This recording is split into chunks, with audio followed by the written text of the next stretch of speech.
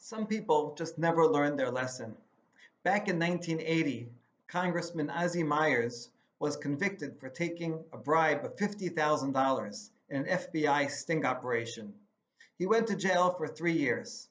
Well, a couple of days ago, he was indicted again for bribing an election judge um, to get him to stuff the ballot in a recent Philadelphia election.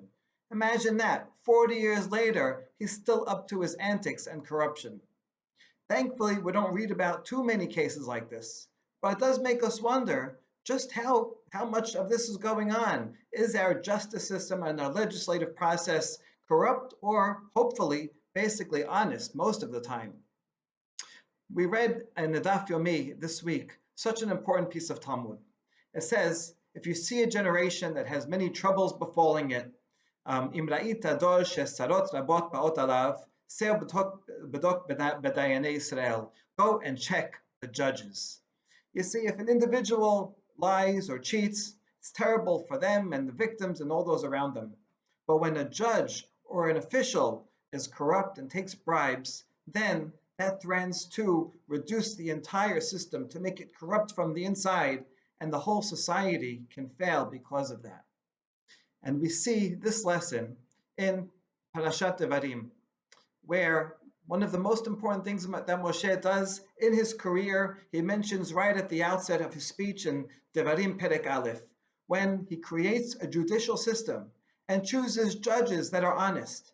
And he commands them and says, make sure to judge between a person and his fellow, whether he be an Israelite or a stranger or foreigner. Lo takiru panim b'mishpat. Don't have any bias between a rich person or a poor person. Don't fear any man, ki mishpat lelokim hu, because justice belongs to God. Make sure to always judge honestly. Make sure not to have any bias or prejudice. Make sure not to give an innocent person a harsh punishment or a guilty person too easy of a punishment. Everything has to be done correctly. Everything has to be always go to the middle path of strict justice. And when you do that, then society can last. It's no coincidence that the rabbis chose and made sure to read Perashat Devarim always before Tisha B'Av, because as the prophet Yeshaya says, Sion b'mishpat tipadeh, that when there is justice, when there is righteousness in society, that's when we're sure that redemption will happen. Let's hope and pray and work together to make sure that we have justice and righteousness throughout society.